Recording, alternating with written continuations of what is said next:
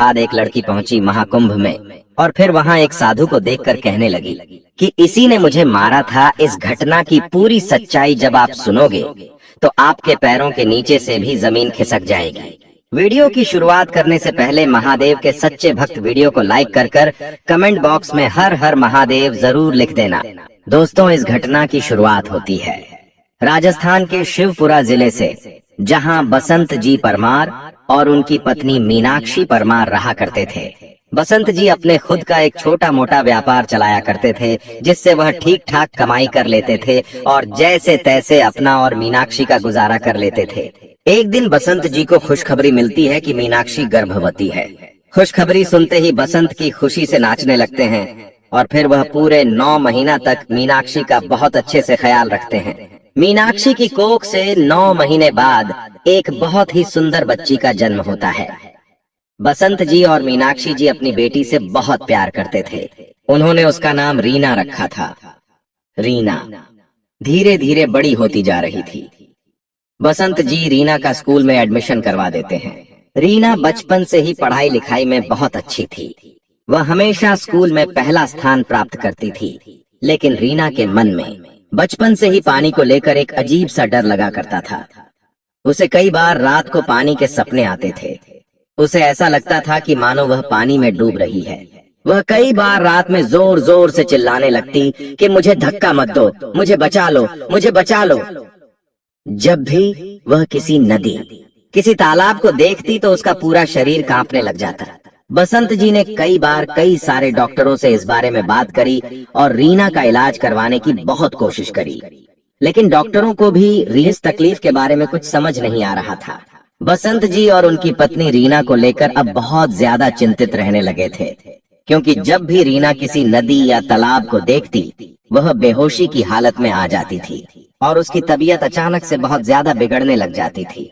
मानो जैसे भी उसे नदी में जबरदस्ती धक्का दे रहे हो, वह ऐसा बर्ताव करने लगती थी और वहां से भागने लगती थी। दोनों पति पत्नी को समझ नहीं आ रहा था कि आखिरकार रीना के मन में ऐसा क्या डर है जो उसे आज तक परेशान कर रहा है।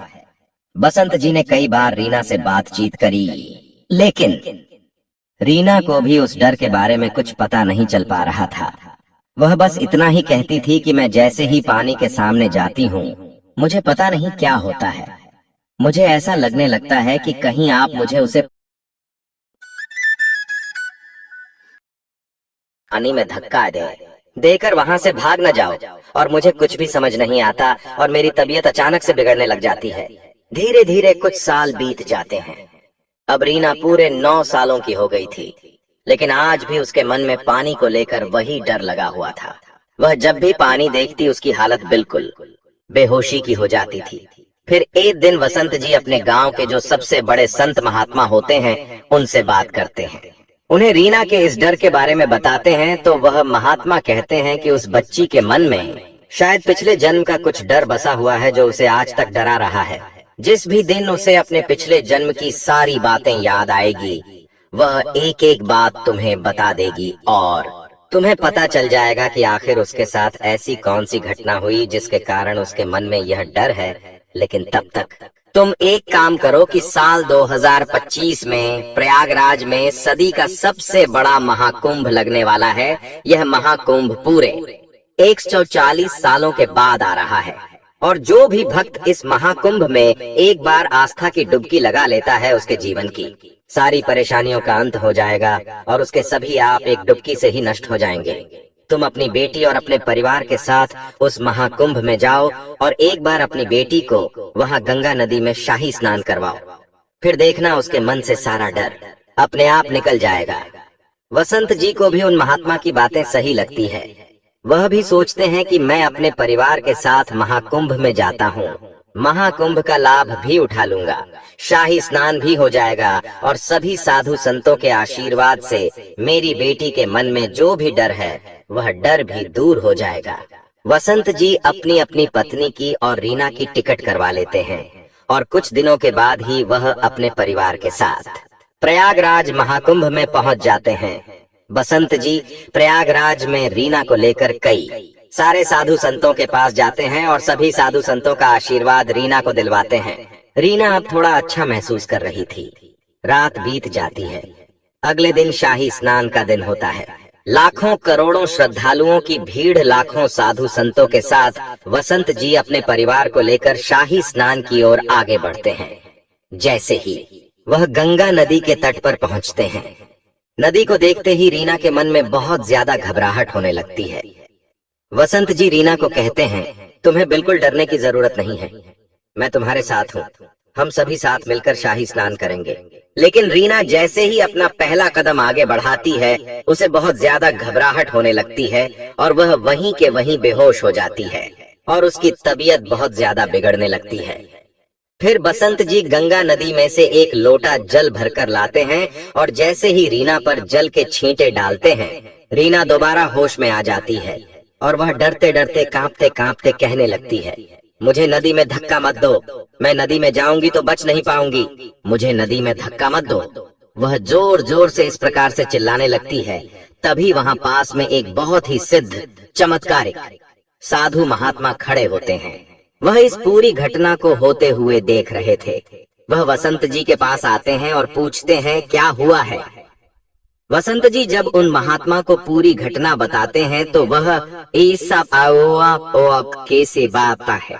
महात्मा कहते हैं, कई बार कुछ लोगों के साथ पिछले जन्म में कुछ ऐसी घटनाएं हो जाती हैं जो आने वाले अगले कई जन्मों तक उनके दिमाग में जगह बना लेती है। तुम्हारी बेटी के साथ भी शायद पिछले जन्म में कुछ घटनाएं हुई हैं जो इसे आज तक परेशान कर रही हैं। तुम बिल्कुल चिंता मत करो। और वह रीना से कहते हैं, बेटी 2 मिनट शांति से आंख बंद करके बैठ जाओ।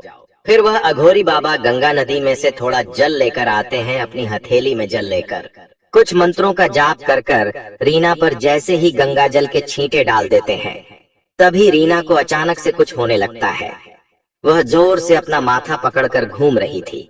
बसंत जी यह सब होता देख बहुत ज्यादा डर जाते हैं, लेकिन वह अघोरी बाबा बसंत जी से कहते हैं, तुम बिल्कुल भी चिंता मत करो, तुम्हारी बेटी के साथ पिछले जन्म में कुछ हुआ है जो अभी तक उसे परेशान कर रहा है और उसके दिमाग में वही वही बातें चल रही हैं और इसीलिए तुम्हारी बेटी का यह हाल है।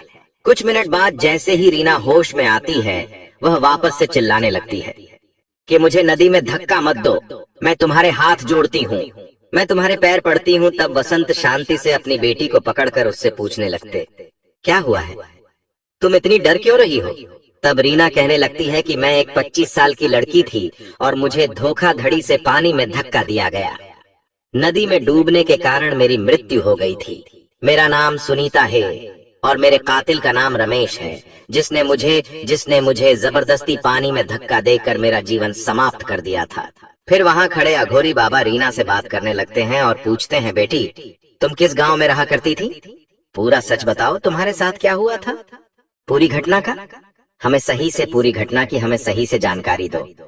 तब रीना कहती है, मैं उत्तर प्रदेश के शिवगढ़ जिले में रहा करती थी, बचपन में ही रमेश से। मेरे घर वालों ने मेरा बाल विवाह करवा दिया था, लेकिन जब मैं रमेश के साथ धीरे धीरे रहने लगी तो मुझे पता चलने लगा कि वह एक बहुत ही बुरा लड़का है। वो बहुत ज्यादा नशा करता है और वो बहुत ज्यादा जुआ खेलता है। रमेश ने धीरे धीरे जुए में हमारी सारी जमा पूंजी समाप्त कर दी थी। हमारा घर भी बिक चुका था, हमारे पास रहने को घर भी नहीं था, हम किराए के मकान में रहा करते थे। रमेश आए दिन मुझसे बहुत ज्यादा लड़ाई झगड़े करता था, लेकिन फिर भी मैं जैसे तैसे रमेश का साथ निभा रही थी। एक दिन रमेश रात को नशे में घर आता है और मुझसे कहता है कि तुम अपनी शादी के सारे गहने मुझे दे दो। मैं जुए में पैसा हार गया हूँ, लेकिन मैंने वह गहने देने से मना कर दिया। उस बात पर हमारा बहुत बड़ा झगड़ा हुआ और फिर अगले दिन सुबह के समय रमेश मुझे गांव की नदी के किनारे पर घुमाने के लिए लेकर जाता है। हम दोनों वहीं नदी किनारे घूम रहे थे, तभी मौका देखते ही रमेश अचानक से मुझे नदी में धक्का दे देता है। मुझे तैरना नहीं आता था और फिर मैं उस नदी के प्रवाह में बह जाती हूँ। रीना जैसे ही यह सच बोलकर अपनी आंखें खोलती है तो बसंत जी और वह अघोरी बाबा एक दूसरे को देखने लगते हैं। फिर वह अघोरी बाबा बसंत जी को बताते हैं कि इस बच्ची का तुम्हारे परिवार में पुनर्जन्म हुआ है। इसके साथ पिछले जन्म में यह जो घटना हुई, यह घटना आज तक इसे परेशान कर रही है, क्योंकि इस बच्ची को आज तक न्याय नहीं मिला है।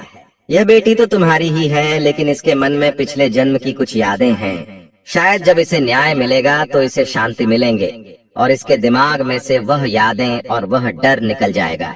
फिर वह अघोरी बाबा कुछ मंत्र बोलकर गंगा जल के कुछ छींटे रीना पर डालकर वहां से चले जाते हैं। अब बसंत जी बहुत ज्यादा परेशान थे। उन्हें समझ नहीं आता आखिर क्या किया जाए। फिर वह सोचते हैं कि रीना ने जो पता बताया है उसी पते पर जाना चाहिए। फिर रमेश जी अपने परिवार के साथ रीना को लेकर उत्तर प्रदेश के शिवगढ़ गांव में जाते हैं। लेकिन वह पहले पुलिस स्टेशन जाते हैं और पता करते हैं कि आज से 9 से 10 साल पहले किसी लड़की की डूबने की कोई रिपोर्ट दर्ज थी या नहीं। तब उन्हें शिवगढ़ के पुलिस थाने से पता चलता है कि आज से ठीक 9 साल पहले दुनिया नाम की एक लड़की की गांव नदी में डूबकर मौत हो जाती है और आज तक उसकी वजह पता नहीं चल पाई। शायद वह गलती से नदी में गिर गई थी और उसे तैरना नहीं आता था, इसीलिए उसकी मौत हो गई। लेकिन वसंत जी पुलिस वालों को पूरी घटना के बारे में बताते हैं। पहले तो पुलिस वाले वसंत जी की बातों पर विश्वास नहीं करते, लेकिन फिर वसंत जी पूरी घटना को विस्तार में सही से समझाते हैं और रमेश का नाम बताते हैं कि किस प्रकार से रमेश जुए में पैसे हार गया था और किस प्रकार से उसने इस घटना को अंजाम दिया। तब पुलिस वालों को बसंत जी की बातों पर विश्वास होता है और वो रीना को लेकर उसी घर में जाते हैं जहां वो पहले रहा करती थी। रीना जैसे ही उस घर में पहुंचती है वह डरने लगती है, लेकिन उसे उस घर का पूरा रास्ता पता था। उसे उस घर के एक एक कमरे के बारे में पता था। पुलिस जैसे ही घर का दरवाजा खोलती है, सामने रमेश नशे की हालत में सोया होता है और सामने ही दीवार पर सुनीता की तस्वीर लग रही होती है, जिस पर उसकी मृत्यु की दिनांक 9 साल पहले की लिखी होती है। रीना जैसे ही उस तस्वीर को देखती है वह चिल्लाने लगती है, यह मैं हूँ और इसी ने मुझे नदी में धक्का दिया था। पुलिस रमेश को वहीं के वहीं गिरफ्तार कर लेती है। रमेश कहने लगता है यह झूठ है, यह लड़की झूठ बोल रही है। लेकिन पुलिस रमेश को लेकर पुलिस थाने आती है और रमेश का रिमांड लेती है। जब रमेश पुलिस की हिरासत में होता है और रमेश का रिमांड शुरू होता है तो रमेश कुछ ही मिनटों में सच्चाई बता देता है और कहता है कि हाँ, यह 9 साल की लड़की सच कह रही है। मैं बहुत ज्यादा कर्ज में डूब गया था, अपना घर खेत सब कुछ बेच चुका था और मैंने अपनी पत्नी से उसकी गहने मांगे थे क्योंकि मुझे कर्ज चुकाना था। लेकिन उसने जब गहने देने से मना कर दिया तो मैंने यह योजना बनाई कि मैं उसे नदी में धक्का दे दूंगा और फिर मैं अगले दिन उसे गांव की नदी के वहां घूमने ले गया और मैं उसे गांव की नदी में धक्का दे दिया। वह नदी के प्रभाव में काफी आगे बह गई थी। फिर मैं घर आया और तिजोरी से उसके सारे गहने चुराकर जुए में वह गहने हार गया। पुलिस जैसे ही यह सच सुनती है वह रमेश के खिलाफ केस दर्ज कर देती है और फिर कानून रमेश को उम्र कैद की सजा सुना देता है। रीना को जैसे ही यह खबर पता चलती है अब उसके बहुत खुश थी क्योंकि उसे न्याय मिल चुका था। वह वापस गांव की उसी नदी पर जाती है जहां रमेश ने उसे पिछले जन्म में धक्का दिया था और उस नदी को झुककर प्रणाम करती है। अब रीना के मन से धीरे धीरे पानी का डर जाने लगा था। वह धीरे धीरे अब नदी में भी स्नान करना प्रारंभ कर देती है। जब बसंत जी देखते हैं कि रीना के मन से पूरी तरीके से पानी का डर अब निकल चुका है तो उन्हें बहुत खुशी होती है। वह अपनी बेटी को खुश देखकर बहुत खुश हो गए थे। दोस्तों, इस घटना को सुनकर आपको क्या लगता है?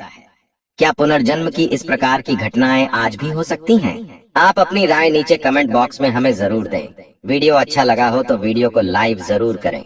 उसी के साथ यदि आप आगे भी ऐसी ही और चमत्कारिक वीडियो प्राप्त करना चाहते हैं तो आप हमारे चैनल को सब्सक्राइब जरूर कर लेना। अभी के लिए आप सभी को हर हर महादेव।